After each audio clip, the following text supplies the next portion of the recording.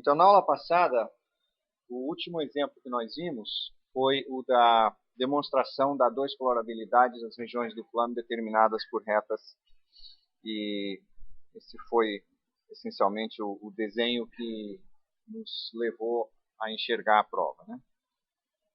E essa foi a demonstração, então a gente vai continuar a partir desse ponto, só que eu não consigo dar aula se eu não sou o único que está falando. Então, se precisar alguém falar, por favor, só levanta a mão, eu paro, ouço, respondo e a gente recomeça, tá? Podem considerar que isso é uma dificuldade de concentração que eu tenho, tá bom assim. Ok, então, a questão aqui que nós vamos tratar é ilustrada através de uma série de exemplos de como se faz demonstrações por indução. Esse exemplo é um exemplo tirado também no livro do Mumber, que é de onde estão saindo vários dos exemplos que a gente está vendo aqui, basicamente capítulo 2 do livro do Mumber. A partir do capítulo 5, também do Mumber, tem exemplos de indução, mas aí já com o propósito de projetos de algoritmos. Tá? Então, nesse caso aqui, o que nós queremos ilustrar é o seguinte: às vezes, a forma mais óbvia e aparentemente imediata de se aplicar a hipótese de indução não funciona. Tá?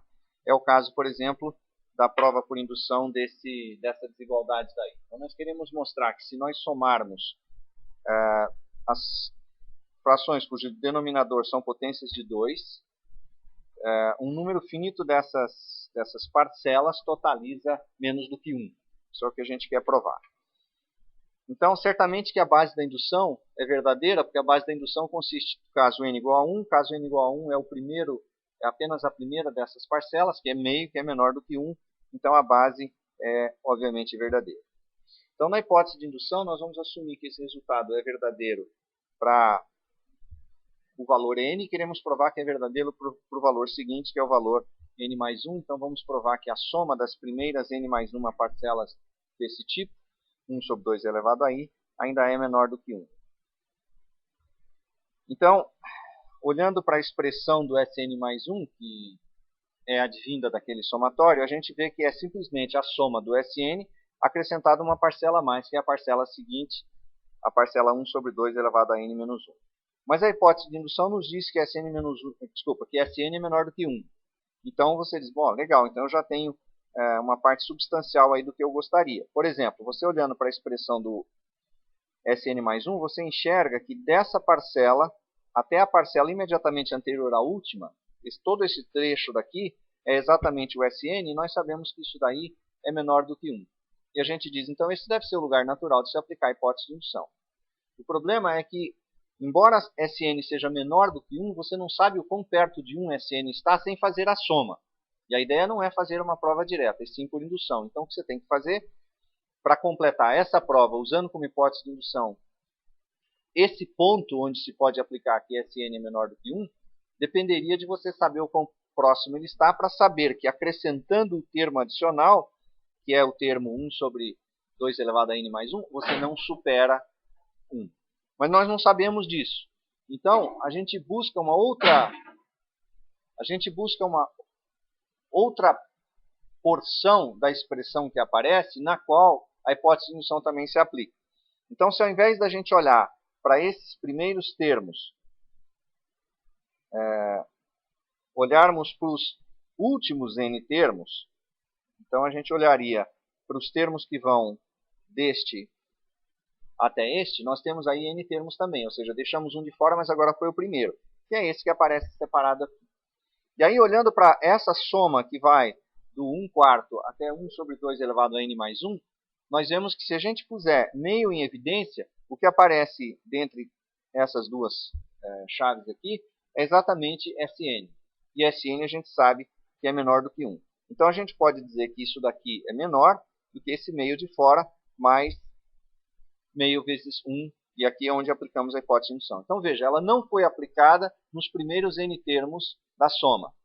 As primeiras n parcelas somam Sn, mas eu não consigo completar a prova a partir daí, então eu busco um outro lugar onde a hipótese de indução também aparece e aplico lá.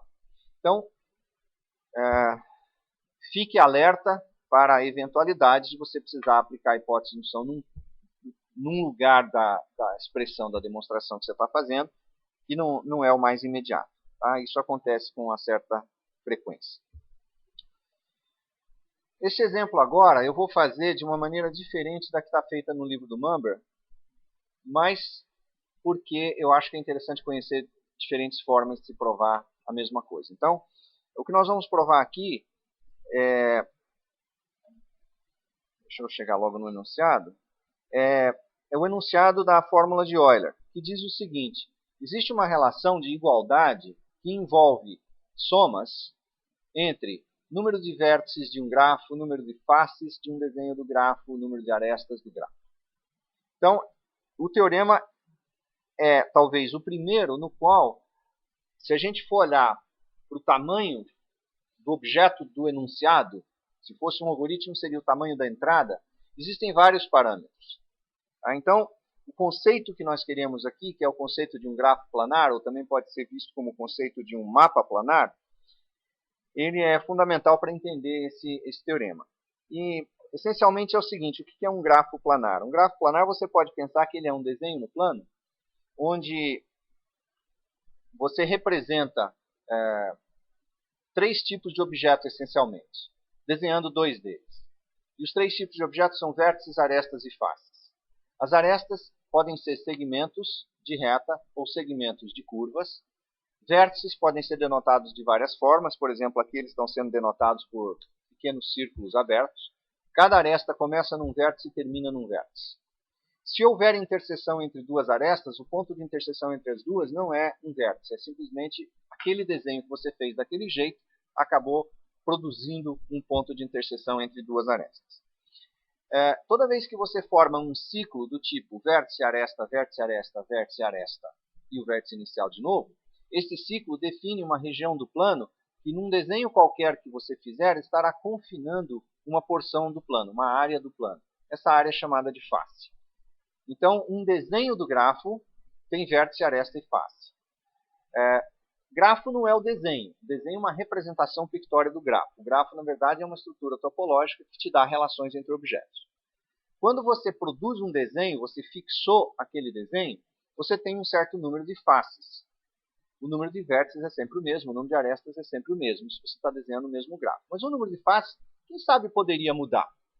O que o teorema de Euler vai nos dizer é o seguinte: a relação que existe do número de faces com o número de vértices e arestas é sempre constante. Ou seja, qualquer que seja o desenho que você fizer de um grafo que admite um desenho sem interseção entre arestas, o número de faces vai sempre obedecer a mesma relação.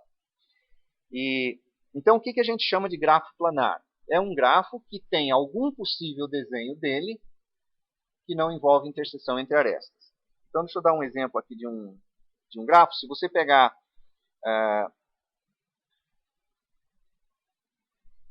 por exemplo, esse grafo daqui, desenhado dessa forma, você vê que, obviamente, ele é um grafo planar.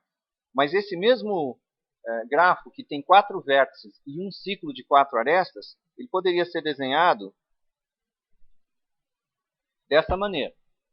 Certo? Quer dizer, eu tenho um ciclo de 4 arestas e eu tenho os mesmos 4 vértices que eu tinha antes. Esses dois grafos são exatamente o mesmo, só que estão desenhados de jeito diferente. E não faz sentido falar nas faces do desenho da esquerda porque a gente introduziu uma interseção ali. Então só faz sentido falar do desenho, só faz sentido falar de faces naquele desenho em que o grafo está desenhado de forma planar. Um grafo pode não ser planar. Por exemplo, se eu tomar 5 vértices e ligar todos esses vértices a todos os outros vértices e formar esse pentágono com uma estrela no meio, esse grafo aqui é não planar. É impossível desenhá-lo sem que haja interseção entre arestas. Então, para esse grafo de 5 vértices aqui, não se aplica o teorema que a gente vai demonstrar, porque ele só se aplica para grafos que são planares. Então, o grafo planar é um desenho de um grafo planar. Certo? E nesse desenho não tem cruzamento entre arestas. Então, é como dizer, um grafo planar é um desenho planar de um grafo planar. Não tem jeito de você desenhar planarmente um grafo não planar, mas tem jeito de você desenhar não planarmente um grafo que é planar. Então, esse desenho aqui de baixo, esse grafo daqui, ele é planar, ele está desenhado de forma planar, não tem interseção entre arestas. Quando duas arestas se encontram é porque as duas têm o mesmo vértice como ponto terminal. Okay? Então eu falei o que são as faces, né? A gente pode definir formalmente como sendo as regiões que sejam contínuas e que sejam maximais, ou seja, eu posso pegar uma região do plano e dizer, bom, essa região aqui, nenhuma aresta passa por ela. Será que ela é uma face? Bom, depende. Dá para expandir um pouquinho mais, até você esbarrar nas faces que a envolvem. Nesse momento, você diz, agora eu encontrei uma região contínua maximal. Então, essa é a hora que você diz, isso aqui é uma face. Um grafo ele pode conter mais de uma componente conexa. Componente é uma palavra que em certos contextos aparece no masculino, em certos contextos em feminino. Então, talvez eu não seja consistente, vou dizer às vezes a componente, outras vezes o componente. É tudo a mesma coisa. Se eu conseguir me acertar, eu falo masculino sempre. Então, quando você tem um grafo, você, partindo de um vértice, existe um certo conjunto de vértices que é alcançável por caminhos. Então, você parte do vértice, caminha por uma aresta, chegou no outro vértice. Dali talvez você tenha várias arestas que saem, você pode olhar para cada uma delas, sair por ali, e você vai expandindo esse percurso sobre o grafo sem repetir nenhuma porção que você já fez antes. Isso te define então um caminho, a gente chama isso de um caminho simples, se ele não repete nenhuma porção que ele utilizou antes. Dois vértices eles são conectados por um caminho, se no grafo é possível percorrer de um vértice até o outro, sempre passando de forma conexa por vértices e arestas. E toda vez que a gente lida com uma propriedade que é satisfeita por um pedaço de uma entidade grande, nós podemos perguntar quão grande pode ser esse pedaço para essa propriedade ainda ser preservada. Essa pergunta é muito geral, assim, sempre você vai encontrar coisas desse tipo. E isso significa o seguinte, você está buscando uma porção daquela entidade e seja maximal com relação à propriedade em questão. Então aqui, a questão que nós queremos focar nesse momento é a de conexidade. Então, se eu olhar para um vértice sozinho, ele é conexo, porque eu consigo chegar dele nele. Um vértice com uma aresta e um outro vértice é conexo, porque eu consigo chegar de um vértice no outro e vice-versa. Se eu puder ir expandindo isso, até onde dá para ir que eu já não consiga mais? Num objeto que seja maximal com relação à propriedade de conexidade.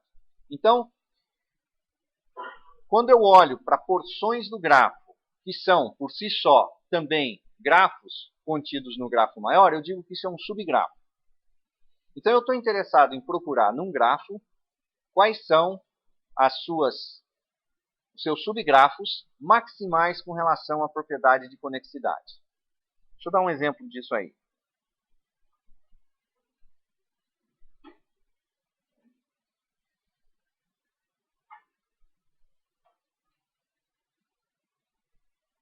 Então, veja, eu posso ter um grafo formado por um certo conjunto de vértices e algumas arestas, mais alguns outros vértices e algumas outras arestas. Então, o que acontece? Nesse caso, a gente diz o seguinte, isso aqui é um componente conexo do grafo, isso aqui é outro componente conexo do grafo. O grafo pode ter como componentes conexos vértices isolados, pode ter arestas, obviamente, com seus vértices. Né? Uma aresta só faz sentido se os vértices existirem. Tá? Isso aqui não é um grafo, isso é um rabisco. Para ser um grafo, eu preciso ter os vértices extremos aí. Tá? Então, o conceito de componente conexo é esse. Tá? É um subgrafo que seja conexo e maximal com relação à conexidade. Okay? Então,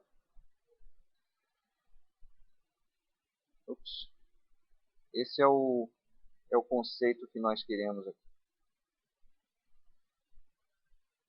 Então, componente conexo de um grafo. Às vezes, por simplicidade, quando no contexto não existe confusão, a gente diz que é simplesmente um componente do grafo. E o teorema da fórmula de Euler ele vai nos dizer o seguinte, dado um grafo G com V vértices, E arestas e F faces, e C componentes, pode ser que seja um só, mas pode ser que sejam mais. Tá? Então, a fórmula de Euler vai ser sempre verdadeira. A fórmula de Euler diz que o número de vértices menos o número de arestas mais o número de faces é igual a 1 mais o número de componentes. Tá? E quando a gente conta a face, nós contamos tanto as faces que são de área limitada, quanto a face externa, que é a face de área ilimitada. Então vamos voltar aqui. Se o meu grafo for tudo isso que está desenhado nesse slide, eu tenho então 5 componentes, certo? Essa aqui é a face 1, essa aqui é a face 2 e essa aqui é a face 3. A face 3 é a face externa. Tá? A face 1 e a face 2 têm área limitada, o seu contorno é o ciclo que envolve essa área, face 2 é a mesma coisa, face 3 é infinita em área.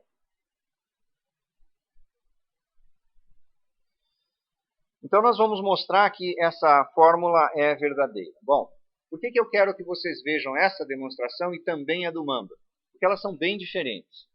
A demonstração que está feita no Mumber, ela é feita em duas partes e é o que a gente chama de indução dupla. Porque, veja, existem 4 parâmetros nesse enunciado. Número de vértices, número de arestas, número de faces e número de componentes. Então, em princípio, a gente poderia fazer indução em qualquer um dos 4. Tá? O que acontece é que se você vai fazer indução num deles, por exemplo, se você vai fazer indução no número de vértices, o que acontece? Você precisa tomar um grafo planar arbitrário de tamanho n. Se for indução simples, você vai remover um vértice e isso vai te produzir um grafo igualmente planar. Remoção de vértice não quebra a planaridade. E nesse grafo agora que ficou menor, você vai aplicar a hipótese de indução e depois você quer estender esse resultado aí. Bom, acontece que fica muito difícil de fazer isso, porque você não sabe quantas arestas são incidentes no vértice que está sendo removido. Então, isso dá um certo trabalho. E você poderia dizer, eu vou fazer então indução no número de faces. Tá, é possível fazer indução no número de faces. Tem 2 problemas, porém. Um deles é, não dá para remover face. Se você olha para um grafo, não tem jeito de você chegar e dizer, eu vou tirar essa face. Você pode reduzir o número de faces sem retirar uma face. A redução do número de faces sem retirar a face é removendo a aresta. Se eu removo uma aresta, o número de faces diminuiu. Então dá para fazer indução no número de faces, mas é removendo a aresta. E note, não é, neste caso, indução no número de arestas. É indução no número de faces, apesar do objeto removido ser aresta. O outro problema que acontece é que quando você já não tiver mais como reduzir o número de faces, ou seja, quando você tiver uma única face, nesse caso o grafo tem que ser acíclico, não dá mais para você reduzir o número de faces. Então, a base da indução em faces é o caso de uma face só. Mas uma face só é um grafo acíclico. Mas um grafo acíclico, se ele for conexo, ele é uma árvore. Desenhado como uma árvore. Tá? Bom, mas existem árvores de todos os tamanhos. Você pode ter árvore com pouco vértice, com muito vértice, com pouca aresta, com muita aresta. Então, para você provar a base da indução feita no número de faces, você vai ter que fazer uma indução ou no número de vértices ou no número de arestas. Por isso se chama indução dupla. E é exatamente isso que está feito no Mumber, e acho que convém vocês olharem lá. Tá? Mas não é a única maneira de se fazer a demonstração desse teorema. Então, o que nós vamos fazer é evitar essa indução dupla, fazendo indução num parâmetro diferente daquele que é feito no livro do Mumber, que é, em primeiro lugar, indução no número de faces.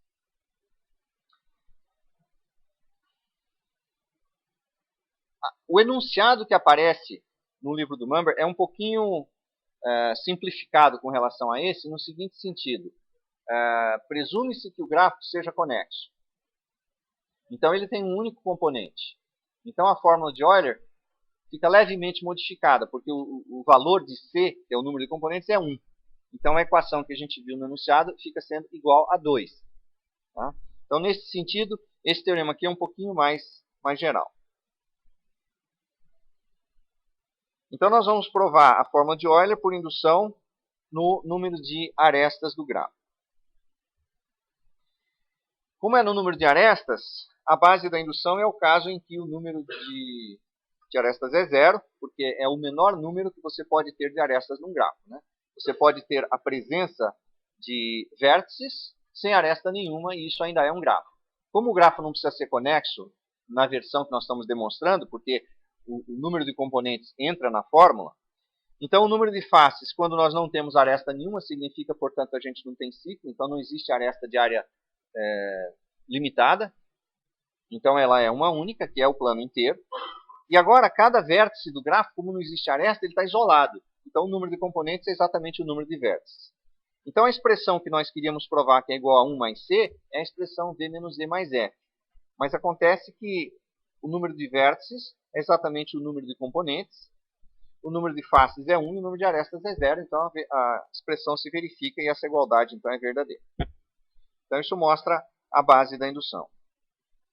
Então, por hipótese de indução, o que a gente assume? Nós queremos fazer prova por indução no número de arestas e vamos escolher fazer demonstração por indução fraca. Então, vamos assumir que o resultado é verdadeiro para grafos de uma aresta a menos do que aquela que a gente vai provar no passo, do que aquele número que a gente vai usar para provar no passo. E aqui eu chamo a atenção novamente para o cuidado que eu já ressaltei algumas vezes que se precisa ter. Dado que a hipótese de indução nos diz que o resultado é verdadeiro por um grafo planar com E-1 arestas, não se pode começar o passo dizendo, tá bom, pega um grafo desse e acrescenta uma aresta lá, só para ele ficar com uma aresta a mais. Porque a demonstração que tem que ser feita no passo tem que ser de tal forma que você garante que o grafo para o qual a demonstração do passo foi feita é um grafo absolutamente genérico. E você não quer passar pelo trabalho de provar que um grafo genérico pode ser construído a partir de um grafo particular de uma aresta a menos, colocando uma aresta a mais. Isso pode dar muito trabalho de fazer. Então, para evitar que você recaia por esse processo de expansão num passo que só prova para grafos particulares, comece o passo com um grafo genérico, remova um objeto dele de maneira que ele recaia na instância da hipótese de indução, aplique a hipótese de indução e agora recoloque esse objeto exatamente onde ele estava. Porque dessa maneira você garante que você reconstruiu o grafo genérico com o qual você começou e a prova vai terminar para aquele grafo genérico e não para um grafo particular. Então agora seja G um grafo planar com E arestas, então uma aresta a mais do que aquelas previstas na hipótese de indução, os nossos V vértices e as F arestas e as C componentes desse grafo. E vamos tomar uma aresta arbitrária E desse grafo para fazer a sua remoção. Removendo essa aresta do grafo, a gente cria um outro grafo, igualmente planar, que é o grafo G', que tem o mesmo número de vértices, porque eu não removi nenhum. Note o seguinte, quando você toma um grafo e remove uma aresta, os seus vértices permanecem. Quando você toma um grafo e remove um vértice, todas as arestas incidentes dele têm que ser removidas junto.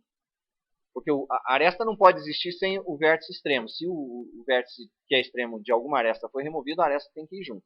Então, se ele for um vértice de alto grau, com várias arestas incidentes nele, todas essas arestas desaparecem do grafo no momento que o vértice é removido.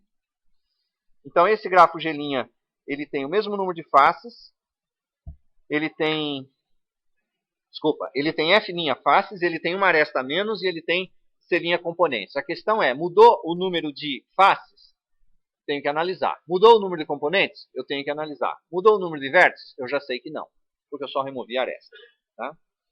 Então, a remoção dessa aresta, ela pode ou não ter causado uma desconexão de algum componente que o grafo antes tinha, certo? Quer dizer, se eu tomar um grafo que é uma cadeia de vértices, simplesmente um caminho linear de vértices com arestas ligando, os dois vértices da ponta têm grau 1, todos os vértices intermediários têm grau 2.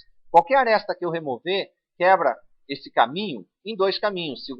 Se essa componente do grafo for só isso, removida uma aresta, eu aumento o número de componentes. Essa componente passa a estar dividida em duas. Então, pode acontecer que o número de componentes tenha crescido, ou seja, C', seja C mais 1. Mas, nesse caso, se eu desconectei o grafo pela remoção de uma aresta, o número de faces tem que ter permanecido o mesmo. Porque o único caso em que o número de faces diminui é quando a aresta removida é parte de um ciclo que forma o entorno de uma face limitada. Claro isso? Veja, se eu tenho uma face que vai ser absorvida por uma outra face, é porque a sua fronteira era um ciclo e eu removi uma aresta desse ciclo. Aí essa face limitada passa a fazer parte de uma outra face que era separada dela pela aresta que eu removi. Se, porém, a aresta que eu removi desconectou o grafo, é porque essa aresta ela era uma aresta que não fazia parte de ciclo algum. Toda aresta que faz parte de um ciclo, uma vez removida, ela não cria nova componente conexa, porque existe ainda um caminho alternativo para se ir de um vértice ao outro dos extremos dessa aresta removida, que é o restante daquele caminho, daquele ciclo do qual ela fazia parte. Então é por isso que, se o número de componentes aumentou, o número de faces necessariamente permaneceu o mesmo. Por outro lado, se o número de componentes permaneceu o mesmo, significa que a aresta que eu removi era parte de um ciclo, senão teria desconectado e aumentado o número de componentes. Mas se essa aresta era parte de um ciclo, ao remover essa aresta, a face contida na região limitada por esse ciclo passou a fazer parte de uma outra face que era vizinha dela, então o número de faces diminuiu. Então eu descubro, digamos, essa relação, né? O número de componentes aumenta, o número de faces permanece. O número de componentes permanece, o número de faces diminui. Muito bem, então a gente vai analisar, e lembra, na aula passada a gente falou sobre técnicas de prova por casos. Então aqui está uma prova por indução dentro da qual existe um caso, certo?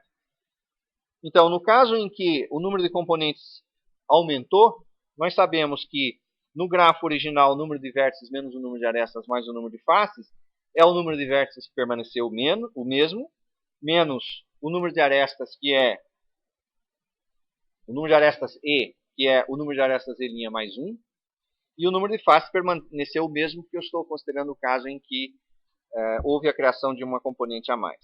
Bom, mas isso aqui nós sabemos então que é pela hipótese de indução, olhando para a soma desses termos aqui, isso aqui é 1 mais C' menos 1. Esse menos 1 vem do menos 1 da aresta aí que foi removida.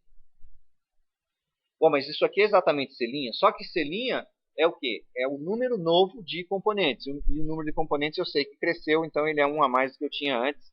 Então isso prova que V menos E mais F é 1 mais C. Pelo menos no caso em que houve criação de um novo componente no gráfico. Bom, em caso contrário, então se o número de componentes permaneceu o mesmo e o número de faces então caiu, olhando de novo para essa expressão daqui, isso aqui é V', que é a mesma coisa, o número de arestas diminuiu e o número de faces diminuiu. Então F é F' mais 1. Essa expressão é simplificação da outra. Isso daí é 1 mais C', mas não houve criação de componente, então o número de componentes é o mesmo, então é 1 mais C. Então esse caso também fica provado. Então veja, essa demonstração é puramente demonstração por indução fraca no número de arestas. Demonstração essa que precisa que você trate dois casos, dependendo se essa aresta era parte de um ciclo ou não. Tá? Mas não deixem de ver a outra prova, porque ela é muito ilustrativa de situações que acontecem muitas e muitas vezes. Tá bom? Perguntas sobre a fórmula de Euler e a sua demonstração? Se não, vamos passar para um outro exemplo. Esse exemplo é um exemplo de indução forte. E a gente vai precisar de alguns conceitos para poder tratar esse caso daí. Então, num grafo, a gente diz que o grau de um vértice é o número de arestas que incidem nesse vértice. Você pode ter grafos onde uma aresta incide duas vezes no mesmo vértice. Tá? Então, é interessante deixar bem claro que o conceito de grau do vértice não é o número de arestas que incide nele, é o número de incidências que ocorrem. Então, o grau desses dois vértices é 1. O grau desses três vértices é 2. Então, o grau aqui é 1, aqui é 2, 2, 2. O grau desse vértice aqui agora é 3. Então, é o número de incidências e não o número de arestas incidentes. Porque esse vértice de grau 3 tem duas arestas que incidem nele, só que uma incide duas vezes. E a gente diz que um vértice ele é ímpar se o seu grau é ímpar, ou ele é par se o seu grau é par. Por que o número de vértices de grau ímpar de um grafo é sempre par? Como é que a gente poderia provar isso daí? Bom, tem mais de uma maneira de se fazer a prova disso. Uma delas é por indução. E eu acho que esse exercício é muito interessante, então ele merece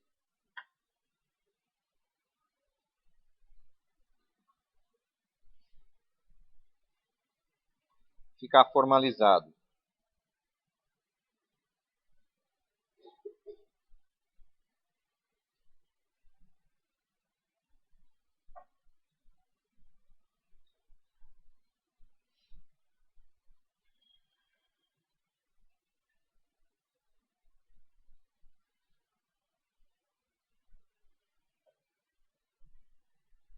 Então, se você vai demonstrar esse exercício por indução, ao enunciar o que você quer provar,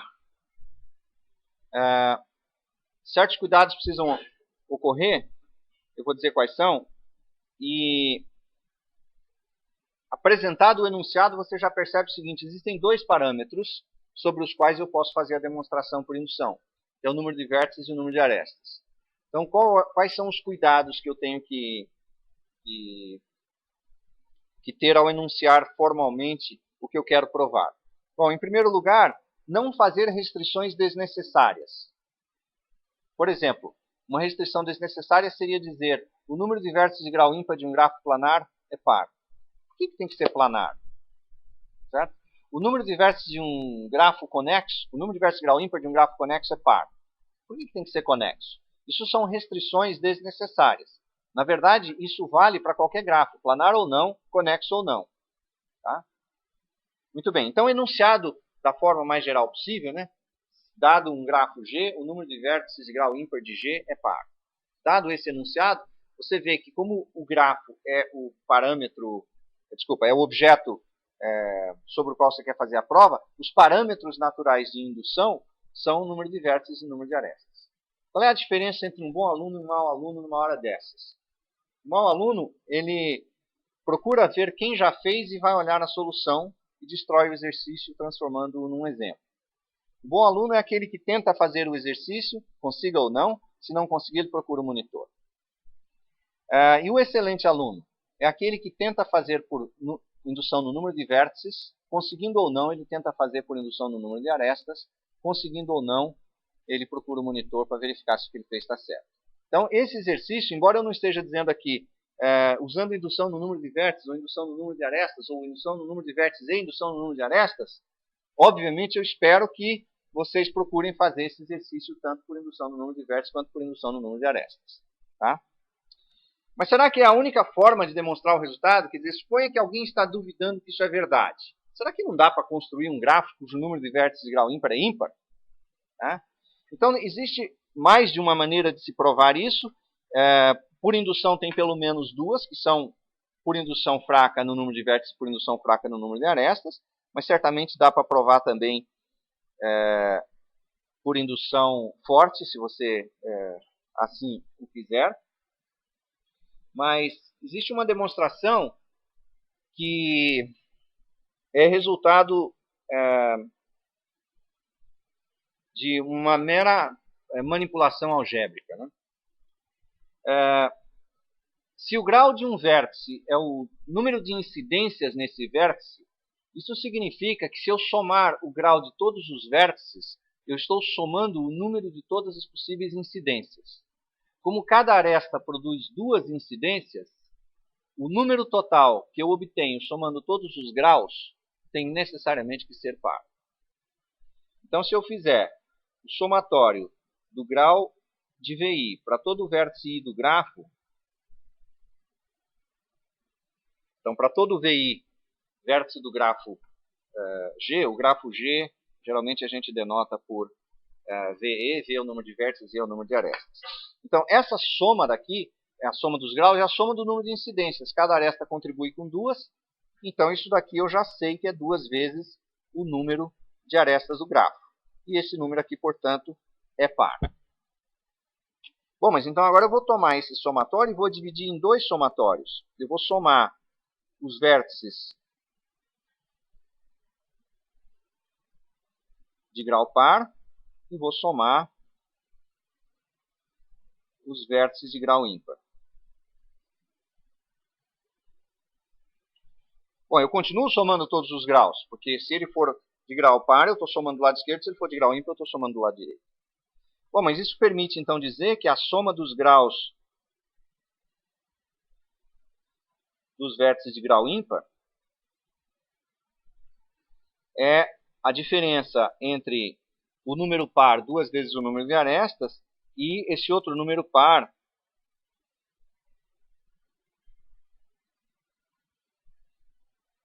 que é a soma de números pares, tá certo? Então, por que essa parcela da direita é um número par? Porque ela é uma soma de pares. Bom, mas eu tenho a diferença de dois números pares do lado direito, então isso aqui é par. Bom, então isso significa que a soma dos graus dos vértices de grau ímpar é par. Mas eu só estou somando números ímpares, como é que eu posso chegar no número par? Se o número de parcelas for par, certo? Diga.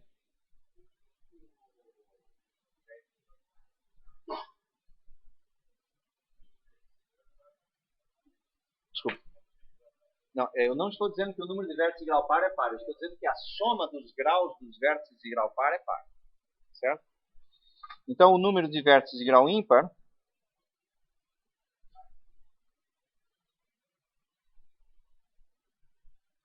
tem que ser par, já que a soma, essa soma aqui da direita é par.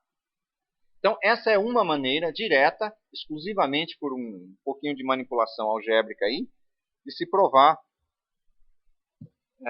esse resultado. Mas o exercício permanece e enfaticamente sugerido que vocês façam, tanto por indução no número de vértices quanto por indução no número de arestas. Muito bem. Então, a ideia de caminho em grafo eu já descrevi. Agora eu quero descrever uma especialização desse conceito, que é se você pegar dois caminhos no grafo, a gente diz que esses dois caminhos são aresta disjuntos, e isso é uma expressão só, aresta disjuntos, se, olhando para as arestas, eles são disjuntos. Ou seja, eles não usam a mesma aresta do grafo. Se você olhar para o grafo da esquerda, você tem aqui um caminho vermelho e você tem aqui um caminho azul. Nenhum deles usa a aresta do outro, então eles são arestas disjuntos. Esse caminho daqui utiliza essas quatro arestas vermelhas. Esse outro caminho aqui utiliza quatro arestas azuis. Elas são todas diferentes, então também são caminhos arestas disjuntos. Existe um vértice que faz parte dos dois caminhos, sim, mas nenhuma aresta faz parte dos dois caminhos, então eles são arestas disjuntos. Então, o teorema que nós queremos abordar é o seguinte. Nós temos um grafo. Quando eu coloco uma aresta no grafo, eu posso dizer que essa aresta é direcionada, ou também se diz orientada, de um vértice para o outro. Normalmente, no desenho do grafo, isso é representado por uma seta mais ou menos no meio da aresta, indicando de onde ela saiu para onde ela está indo. Então, o grafo desse exercício é um grafo não orientado, ou seja, não tem direção nas arestas, é como os grafos que a gente desenhou até agora. Mas eu quero que esse grafo seja conexo e eu vou chamar de I o conjunto de vértices de grau ímpar do grafo. Okay? O resultado diz o seguinte. Se a gente tomar I, esse conjunto de vértices de grau ímpar, que agora eu já sei que tem um número par de elementos, eu consigo dividir de forma disjunta, ou seja, particionar. O termo particionar significa dividir sem interseção entre dois dos subconjuntos usados nessa divisão. Então, nós conseguimos particionar o conjunto I em I sobre dois pares. Como I é par, essa conta faz sentido, tá? E é possível encontrar também, além dessa partição em I sobre dois pares, encontrar caminhos aresta disjuntos cujos extremos são os vértices... Desculpa, está errado isso aqui, de grau ímpar.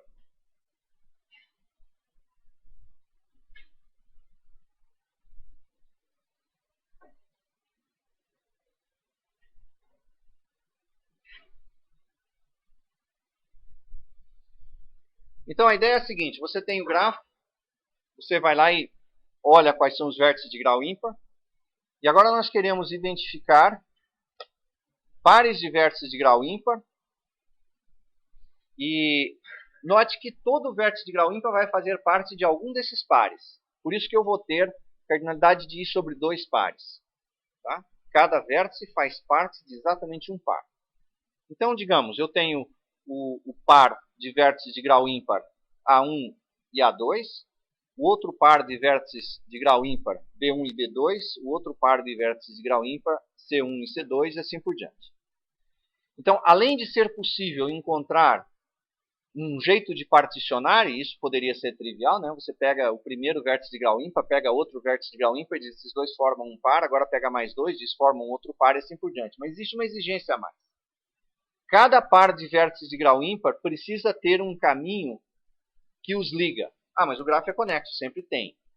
Mas o conjunto de todos esses caminhos que ligam esses pares de vértices de grau ímpar tem que ser um conjunto de caminhos aresta disjuntos. E isso parece ser uma restrição forte. Quer dizer, se eu usar uma aresta para ligar um vértice de grau ímpar com outro vértice de grau ímpar, eu não posso mais usar essa mesma aresta num outro caminho que liga um outro vértice de grau ímpar num outro vértice de grau ímpar. Isso pode preocupar um pouco, porque quem sabe você tem do lado direito um certo conjunto de vértices, e aqui tem alguns vértices de grau ímpar, e do lado esquerdo você tem um outro conjunto de vértices com alguns vértices de grau ímpar, e quem sabe nessa partição você poderia ficar apertado e dizer, não, eu vou ter que pegar um vértice do lado direito, ligar com um vértice do lado esquerdo, e depois um outro vértice do lado direito, ligar num outro vértice do lado esquerdo, mas entre essas duas partes da direita e da esquerda tem uma aresta aqui, que não é parte de um ciclo, eu tenho que passar por ela, eu não posso passar duas vezes.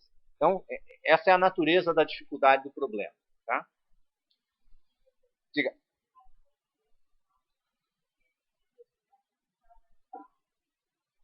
Ah, você tem razão.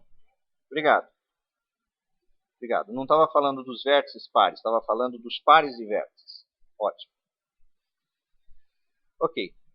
Então, para cada par, você quer encontrar um caminho, e esse caminho tem que ser aresta disjunto dos demais caminhos que vão ligar os demais pares de vértices de grau ímpar. Está claro, anunciado? Alguém tem alguma dúvida? Ok. Então, nós vamos inicialmente tentar fazer a demonstração por indução no número de arestas do grafo. Tá?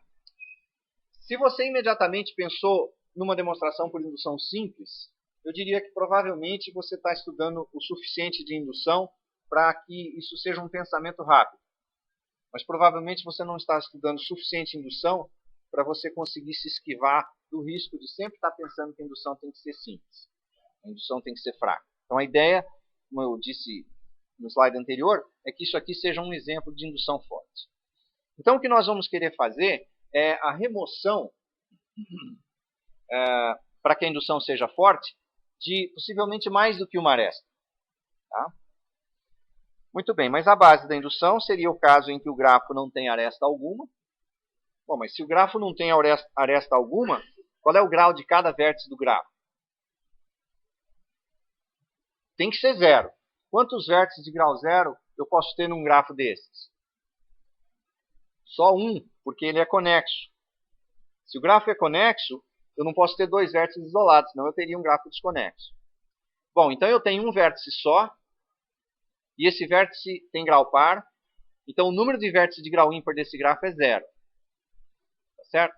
Então como é que eu faço para separar todos os vértices de grau ímpar desse grafo em pares de vértices de grau ímpar?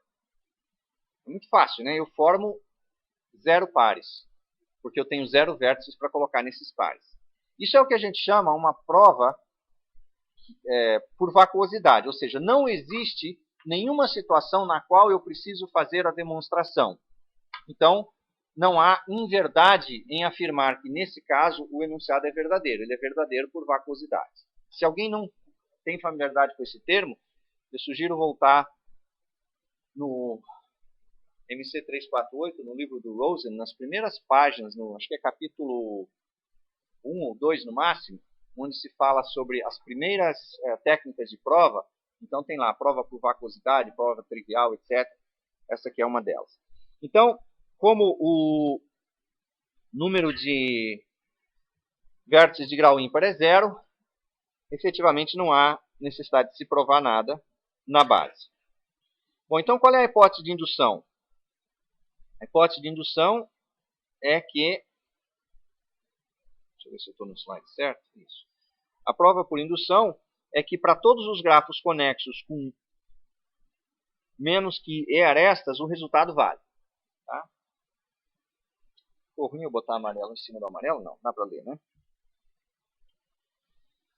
Então veja, hipótese por indução force, por isso o que dissemos aqui é que qualquer que seja o grafo que tenha menos do que E arestas, o resultado vale. Agora nós queremos no passo provar que o resultado ainda vale para grafos com E arestas. Então seja G um grafo qualquer com E arestas. Se o número de vértices de grau ímpar for zero, não tem nada que provar. Esse caso daí é trivial. Então o que interessa é o caso em que existem vértices de grau ímpar. Bom, se temos vértices de grau ímpar, como o número de vértices de grau ímpar é sempre par, isso significa que a gente tem pelo menos 2 vértices de grau ímpar. E o grafo é conexo, então existe um caminho. Dada a conexidade do grafo, dados 2 vértices qualquer, existe um caminho entre eles. Então é possível achar um caminho π que liga esses 2 vértices de grau ímpar, digamos U e V. Agora, como eu já encontrei esse caminho no grafo para esse par de vértices, então procurem visualizar exatamente o que significa isso. Eu tenho o vértice U, eu tenho o vértice V e eu tenho um caminho que os liga. Esse caminho, além de U e V, pode conter outros vértices no meio. Qual é o grau de U no caminho? 1. Qual é o grau de V no caminho? 1. Qual é o grau de todos os demais vértices do caminho? 2. Se eu remover todas as arestas desse caminho π, o grau de U cai de 1 unidade. O grau de V cai de 1 unidade. O grau dos outros vértices cai sempre de 2 unidades. Então, agora, no grafo obtido, chamado G', do grafo original G, a partir da remoção das arestas do caminho π, mudou a paridade do grau do vértice U e do grau do vértice V? Mudou, porque eu tirei uma unidade, eu tirei uma aresta incidente lá. Então, esses 2 vértices agora em G' têm grau par. E os demais vértices? Mudou a paridade do grau deles? Não, porque se era ímpar, eu tirei 2, ficou ímpar. Se era par, tirei 2, ficou ímpar. Ih, o seu Durval está chegando. Muito bem. Será que agora eu posso simplesmente dizer o grafo G' está com menos arestas do que o grafo G e, portanto, eu posso aplicar a hipótese de indução, achar os caminhos arestas juntos desse novo grafo G' e CQD? Ou fica faltando alguma coisa? Então, a pergunta é a seguinte. No grafo G', que é o grafo G sem as arestas do caminho π que ligava o par de vértices de grau ímpar U e V, nesse grafo G', eu posso aplicar a hipótese de indução ou não posso? A ideia seria aplicar para que todos os vértices de grau ímpar de G' tivessem seus caminhos arestas disjuntos determinados pela hipótese de indução, e aí acabou a demonstração. O que falta? Por que não dá para fazer isso? A remoção desse caminho pode ter desconectado o grafo. Se alguma aresta desse caminho não era parte de um ciclo, o conjunto de vértices ligados com um de seus extremos não tinha outro jeito de se comunicar por caminho aos vértices do grafo ligados ao vértice que é o seu outro extremo. Então, a remoção dessa aresta cria uma componente conexa a mais. Certo? Acontece que o enunciado pede que se demonstre esse resultado para grafo conexo. E, portanto, a hipótese de indução pressupõe a conexidade do grafo ao qual ela se aplica. Então, não posso usar a hipótese de indução aqui. Mas sempre que isso ocorrer, e eu garanto para vocês, isso vai ocorrer muitas vezes, convém nessa hora você pensar, e se eu não tivesse a hipótese de conexidade, que é restritiva, lá no enunciado? Daria para provar também? E se der, é o melhor jeito de você fazer. Porque você remove uma hipótese desnecessária, com isso você desamarra uma restrição que a hipótese de indução estava sujeita e que a impedia de ser aplicada nessa situação, e você simplesmente aplica e a coisa deve se fechar por esse caminho. Agora, se aquela hipótese era de fato necessária, você tem que descobrir onde que ela é necessária para poder usá-la. Tá? Bom, nesse caso, De fato, não é necessária ter a hipótese de conexidade. Então eu posso voltar no enunciado e remover. O Mumber chama isso de fortalecimento da hipótese de indução. Ou seja, a hipótese de indução, do jeito que ela está aqui, ela é razoavelmente fraca porque ela só se aplica para grafos que são conexos. Se eu quero aplicá-la de uma maneira mais forte, eu quero aplicá-la a uma classe maior de grafos. Grafos não necessariamente conexos. Efetivamente, fortalecer a hipótese de indução significa fazer uma alteração no enunciado do teorema original. E, portanto, se é enfraquecendo a hipótese, é fortalecendo o teorema. Um teorema que requer menos hipótese é mais forte do que um teorema que requer mais hipótese. Então, retirando conexidade do enunciado, eu fico com um teorema melhor.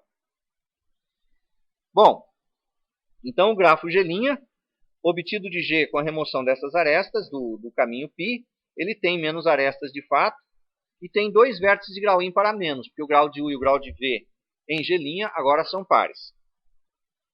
Então eu não posso aplicar a hipótese de indução no grafo G' pela sua eventual não conexidade. Então eu faço a mudança da hipótese de indução, que implica numa mudança do resultado que eu estou demonstrando. Então, removida essa restrição de conexidade, agora eu posso aplicar a G'.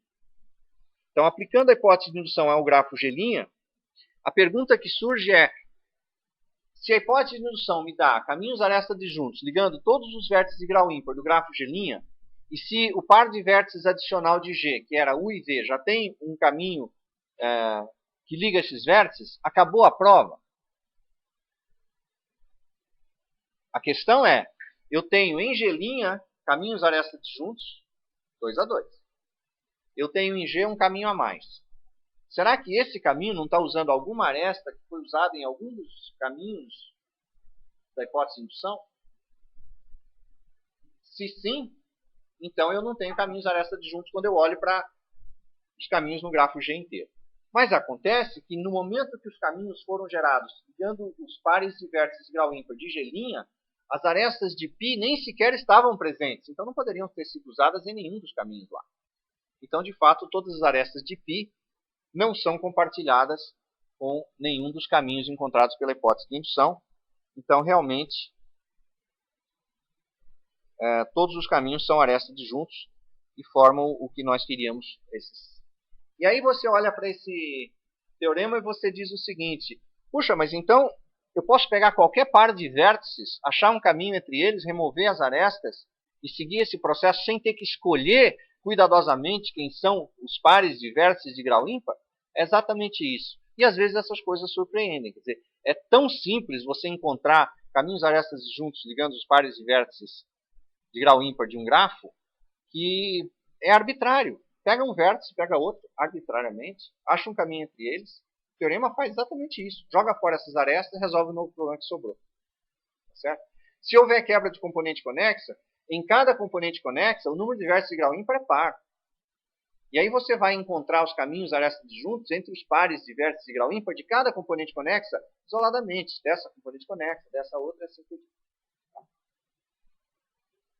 Bom, fica aí um exercício. Será que é possível fazer essa demonstração usando indução fraca? E se for, em quê? Indução fraca no quê? No número de vértices, no número de arestas, no número de vértices de grau ímpar? Tá?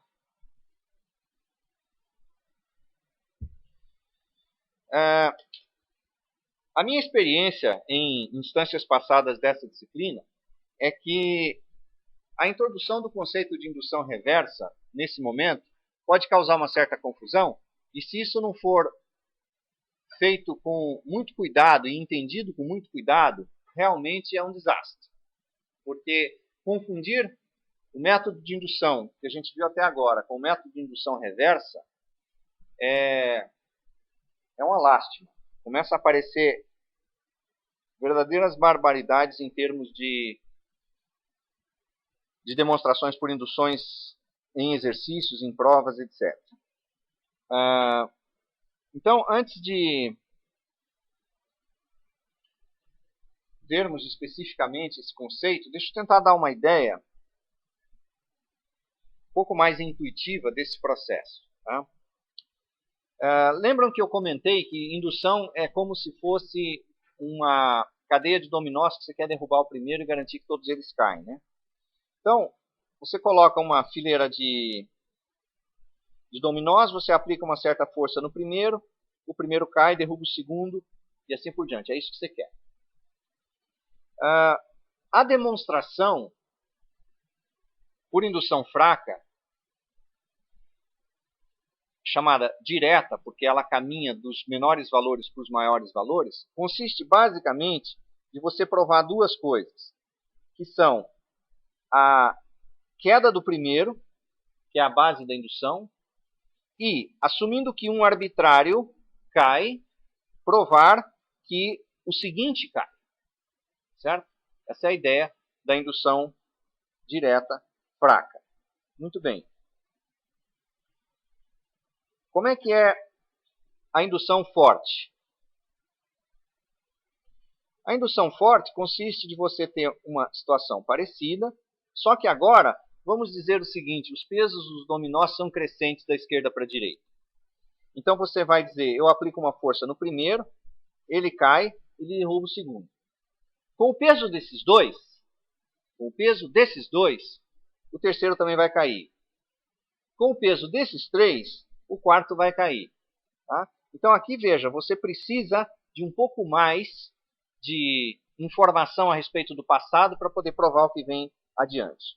Bom, uma demonstração dessas consiste de você provar a base, que é a queda do primeiro, consiste de você provar que se você garante, por hipótese, a queda de todos os anteriores, então essa é a hipótese, o passo é a queda do seguinte. Então isso aqui é o conceito da indução forte. E essas duas são provas por indução, no sentido que a gente chama de indução direta, porque ela é da esquerda para a direita. A indução reversa, ela também objetiva demonstrar algum resultado para um conjunto infinito de valores, do mesmo jeito que é o caso na indução fraca e na indução forte. Então, novamente, você tem aí um certo conjunto de dominós, se você quiser pensar, e suponha que você estabeleça que um certo subconjunto infinito desses,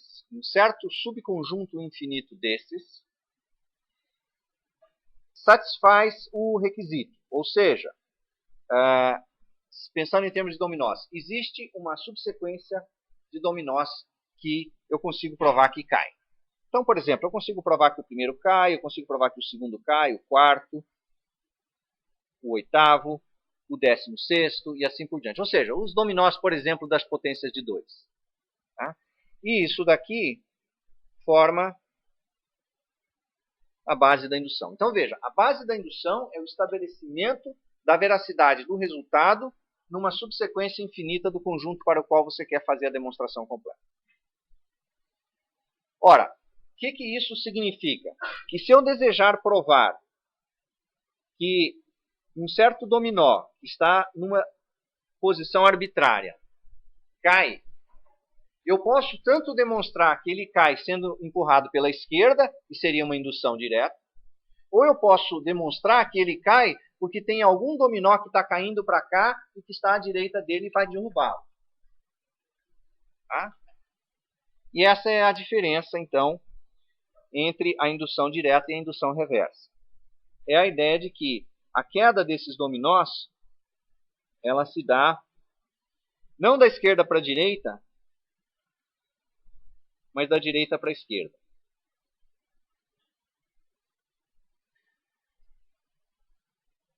O dominó que eu marquei aqui de vermelho é um dominó arbitrário.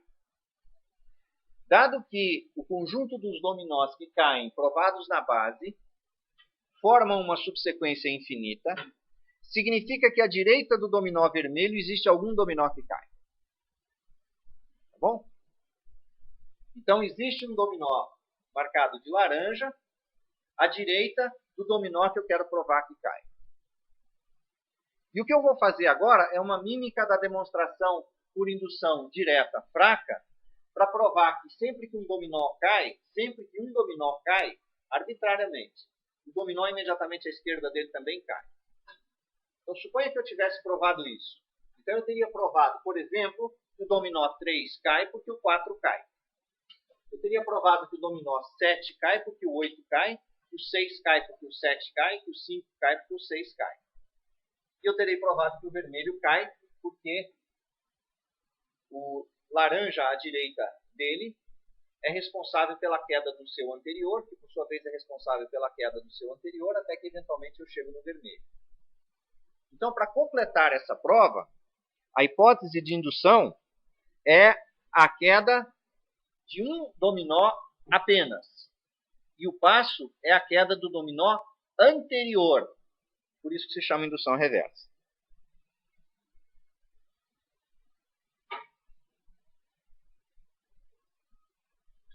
Então, na hipótese de indução, eu vou assumir a queda de algum dominó e no passo da indução eu vou demonstrar a queda do dominó anterior. Note a diferença. Aqui em cima, no primeiro exemplo, a queda do dominó tratado pela hipótese está à esquerda do dominó cuja queda eu quero provar no passo. Na indução forte direta, a queda dos dominós da hipótese de indução é sempre queda de dominó à esquerda do dominó para o qual eu quero fazer a demonstração no passo. Na indução reversa, o dominó da hipótese ele está à direita do dominó que eu quero provar que cai no passo.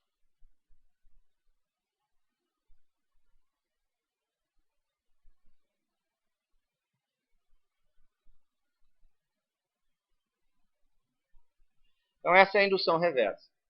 Então na indução reversa você tem uma prova parecida com a indução fraca, só que ela é da direita para a esquerda. Então essa é uma diferença. E a outra diferença é que a base não é um ponto de partida, e sim uma sequência infinita de elementos. Por que não bastaria, na indução reversa, um único ponto? Por exemplo, se eu estabelecesse que apenas esse 16º dominó cai, o que eu conseguiria provar completando a indução reversa? Que os 15 primeiros também caem.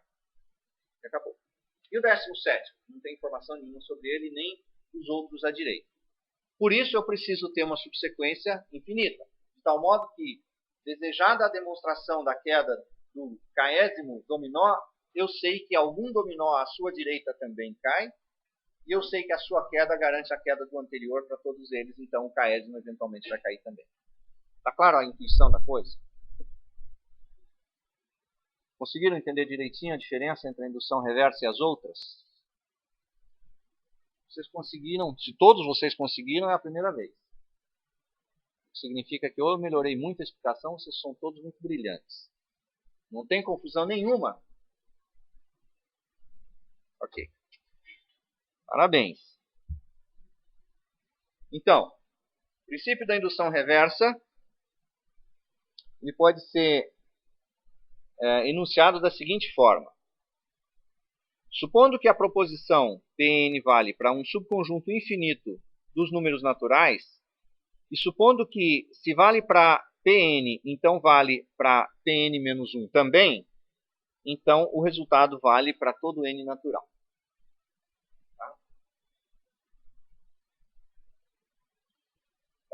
O pessoal que fez MC348 deve ter visto uma demonstração baseada no princípio da boa ordenação para garantir a validade da regra de inferência da indução. Isso está, se eu não me engano, no capítulo 3 do livro do Rosen. Tá? O exercício que está aqui em vermelho é uma proposta de você tentar fazer uma demonstração parecida com aquela. Ou seja, usar o princípio da boa ordenação para demonstrar que o princípio de inferência resultante da demonstração por indução reversa também vale. Okay? Então, esse exercício aí... Diga.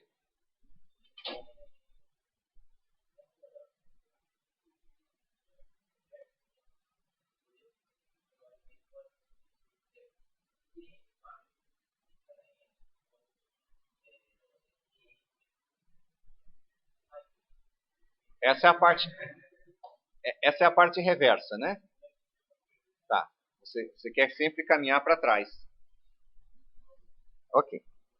Então, para os bons alunos fica aí esse exercício, demonstrar que esse processo indutivo é legítimo. A demonstração, a dica que eu estou dando ela é muito parecida com a demonstração de validade do princípio da indução direta, que foi feito no MC 348, no capítulo 3 do livro do Rosen, e que usa o princípio da boa ordenação como axioma. Muito bem. Vamos aplicar o princípio da indução reversa para demonstrar essa desigualdade. Essa desigualdade diz que a média geométrica é menor ou igual do que a média aritmética de n números reais positivos dados. Então a gente precisa demonstrar que essa desigualdade vale para uma subsequência infinita de números naturais. Essa é a base da indução reversa. E depois precisamos demonstrar o passo da indução reversa, que é aquele passo esquisito que vai da direita para a esquerda, não da esquerda para a direita. Então vamos mostrar que essa inequação vale, por exemplo, para todas as potências de 2. Demonstrado que vale para todas as potências de 2, aí depois é só fazer o passo da indução. Mas como é que a gente faz essa demonstração? Tem que ser por indução, porque é para uma família infinita de valores naturais. Então, a demonstração da base infinita de uma demonstração por indução reversa tem que ser feita por indução. Geralmente é uma indução muito simples, porque é uma indução que caminha no sentido direto da indução. Tá? Então, em geral, uma demonstração por indução reversa contém dentro dela uma demonstração por indução direta, geralmente fraca. Tá? Por que eu estou insistindo em dizer geralmente? Porque às vezes você só quer provar alguma coisa por indução reversa para um conjunto finito de valores. E sempre que você quiser provar algo verdadeiro para um conjunto finito de valores e você for usar indução reversa, basta você provar na base que vale para o maior desses valores e depois o passo da indução garante que vale para todos os anteriores. Aí, nesse caso, a base da indução é um valor só e não uma cadeia infinita. Tá? Como nós vamos provar para as potências k de 2 apenas, eu posso fazer isso por indução simples em k.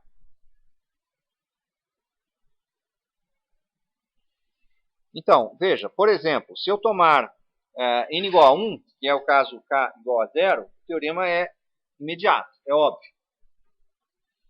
Eu não precisaria fazer a demonstração desse segundo caso, mas como eu já sei que ela vai aparecer mais para frente, e é muito útil já ter essa informação, eu vou provar o caso n igual a 2 também. Bom, no caso n igual a 2, a raiz quadrada do produto de dois números é menor ou igual do que a soma desses dois números dividido por 2, ou seja, a média geométrica de dois números é menor ou igual do que a média aritmética deles. Isso você pode verificar muito facilmente, porque você sabe calcular o quadrado de uma diferença. Então, se você olhar para o quadrado da diferença de x1, x2, ou seja, x1 menos x2 ao quadrado, isso aí é certamente maior ou igual a 0. Expandindo essa expressão, você tem essa expressão mais longa. Passando o termo menos 2x1, x2 para o outro lado, a desigualdade continua valendo. Temos essa desigualdade aqui. E agora, se nós olharmos para... Simplificando o lado esquerdo, deixando x1 vezes x2, o fator 2 que aparece do lado esquerdo, ele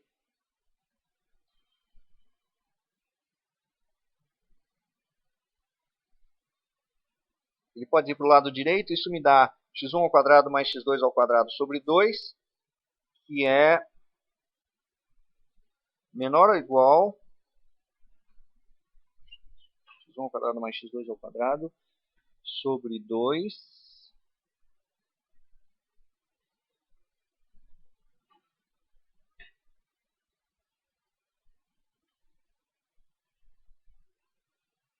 Desculpa, é que o que nós fizemos aqui nessa expressão foi aumentar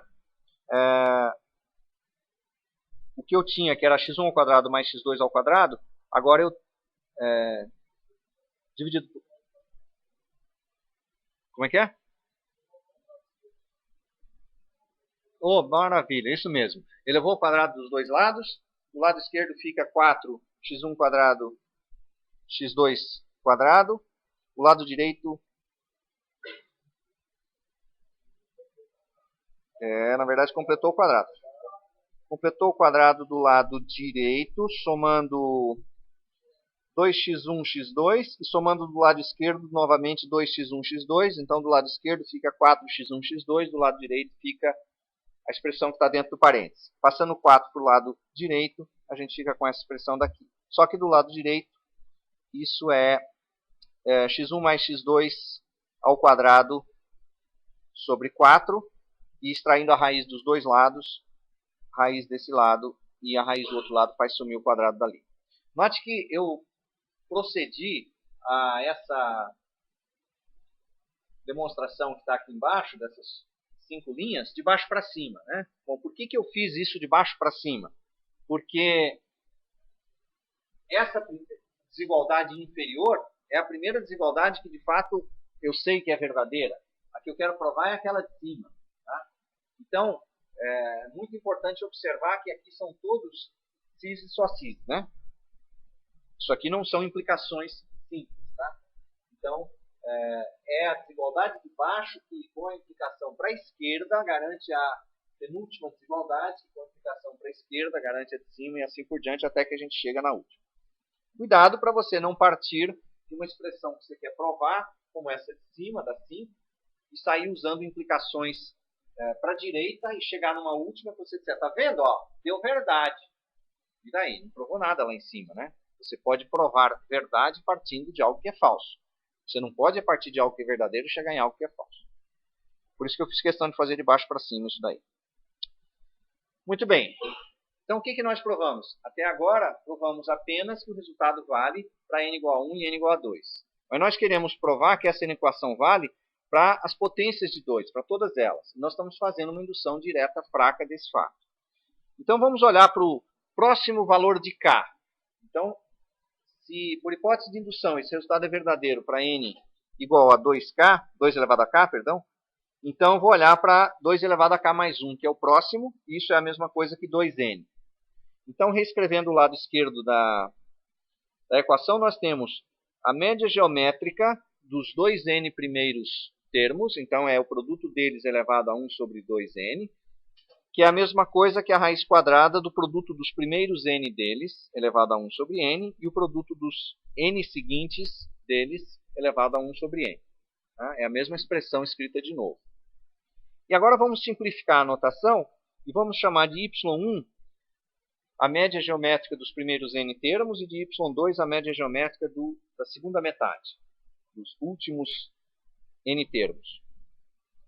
Então, o lado esquerdo ele é exatamente a raiz quadrada de y1 vezes y2.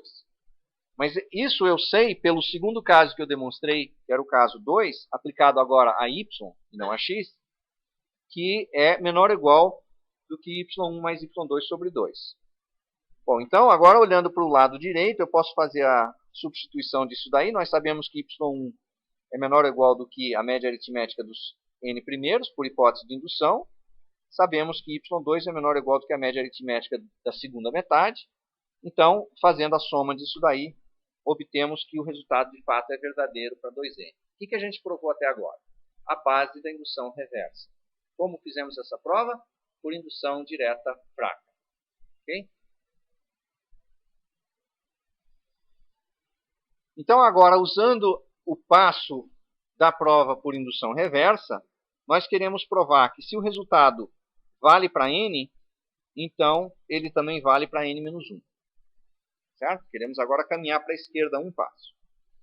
Então, olhando para os n menos 1 inteiros positivos de x1 até xn menos 1, nós vamos dar agora um passo de matemática. Porque, como eu já sei onde eu quero chegar, eu consigo descobrir qual é o valor mágico que eu preciso acrescentar como a nésima parcela do numerador da média aritmética para que depois as contas se fechem.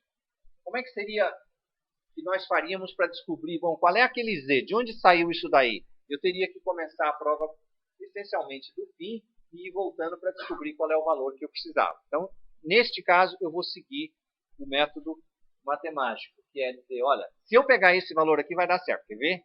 É esse a forma que eu vou apresentar isso aqui. Então, eu vou tomar z como sendo a média aritmética dos n-1 primeiros termos, porque eu preciso que isso apareça no final, porque a desigualdade vai envolver esse termo aqui.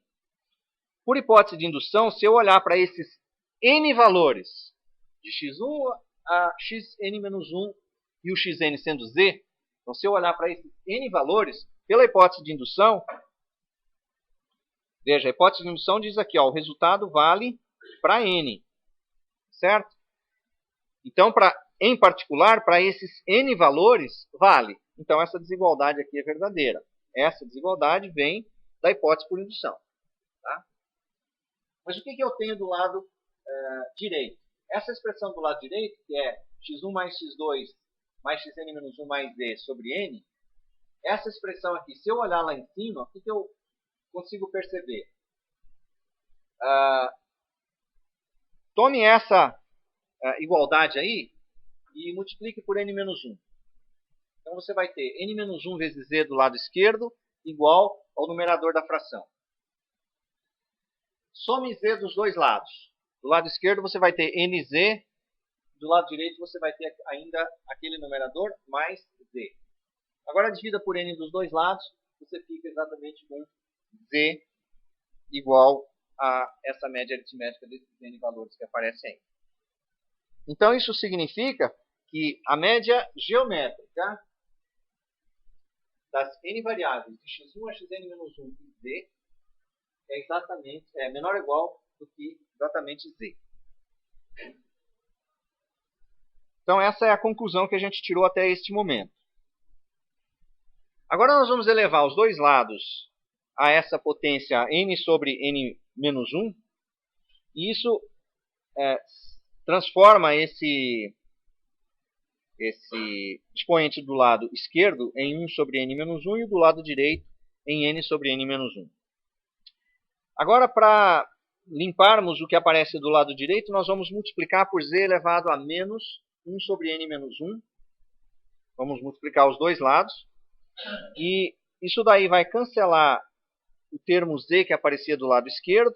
E do lado direito vai dar, portanto, menor ou igual a z. Mas z nós já sabemos. Ele foi escolhido como sendo essa expressão aqui, justamente para quando chegasse no final, a média geométrica que aparece do lado esquerdo ser menor ou igual do que exatamente z, que é a expressão que eu tinha escolhido lá. Então, isso prova que o resultado vale para n-1, e isso completa a demonstração por indução reversa, na qual a base da indução é uma indução direta fraca. A pergunta natural que surge é: com que frequência induções reversas aparecem? Induções reversas podem frequentemente ser evitadas, e você pode fazer a indução direta em seu lugar. Entretanto, é muito comum dar menos trabalho fazer indução reversa em certas situações do que fazer a correspondente indução direta. Então, com que frequência? Não sei, eu acho que talvez, se você fizer 20, 30 induções, uma lá no meio vai ser reversa muito mais facilmente do que se você tentar fazê-la direta. Para casos em que o universo para o qual a prova precisa ser feita é finito, indução reversa acontece com muito mais frequência, porque pode ser muito fácil provar para o grande valor, ou seja, o maior dos valores do conjunto finito para o qual você quer estabelecer o resultado, e depois provar para trás. Tá? No capítulo 6 do livro do Mumber, tem um exemplo de aplicação de indução reversa para provar a existência de caminho hamiltoniano em grafo. Então, você começa com o grafo completo, faz a demonstração naquele caso, que é absolutamente trivial, e depois você caminha para a esquerda até onde é possível ir, e aí você diz, provei para esse intervalo de valores do número de vértices. Então, acontece sim de ser útil isso daí. Tá? Então, eu vou só fazer agora um resumo. Me deem mais 12 minutos de aula aí a gente termina isso aqui. Tá? Eu pretendia falar de relações de recorrência hoje, mas ficou para a próxima aula. Vamos só terminar então isso aqui. No processo de indução direta, fraca, a gente assume que o resultado é verdadeiro para n-1 e prova que é verdadeiro para n. Isso daí significa que no passo, você toma uma situação de tamanho n e você reduz o tamanho pela remoção de algo que depois você acrescenta de volta. Certo? Então, esse processo é o que a gente diz. Eu tomo um caso geral de tamanho n e eu reduzo para um caso de tamanho n-1, no qual eu vou aplicar a hipótese de indução. Em algumas situações, é muito tentador tentar partir de um caso de tamanho n-1 e expandir para um caso de tamanho n. Vocês talvez estejam percebendo que deve ser a 15ª vez que eu falo que isso é perigoso. Tá? Então, convençam-se que é perigoso. O perigo desse processo, que a gente chama um processo de expansão, é justamente que ele pode não levar a uma situação que seja suficientemente geral de tamanho n, que é o que a gente precisa ter para terminar a prova de forma correta. Então, a estrutura de tamanho n com a qual a gente termina num processo de expansão, ela pode ser falha, no sentido que ela pode não cobrir todas as possibilidades. Então, esse é o cuidado que se deve ter. Então, aqui tem um exemplo, na demonstração da fórmula de Euler. Se a gente tivesse optado por adicionar uma aresta, eu vou pegar um mapa planar, que tem um certo número de arestas, e vou acrescentar mais uma. Tá? Isso pode ser uma visão muito natural quando você está começando a aprender a fazer indução. Aí, neste caso, você deveria garantir que os vértices estão numa mesma face, que o acréscimo dessa aresta não cria interseções, e você tem que considerar o caso em que eles estivessem tanto em componentes conexas distintas, quanto numa mesma componente conexa. Então, veja, acrescentar uma aresta pode gerar um número grande de casos que precisam ser todos eles tratados para você ter uma prova completa. É muito mais difícil fazer isso. Senão você pode produzir cruzamento, e aí não vale mais nada, porque o grafo já está com um desenho que não é planar. Ou você poderia estar provando só para uma subclasse dos grafos para os quais o resultado precisa ser provado. Mas, além disso, mesmo que você tome cuidados extras, ainda fica a sensação de que você está esquecendo algum caso, porque o processo de expansão ele parte de uma coisa particular, que é uma instância de tamanho n-1.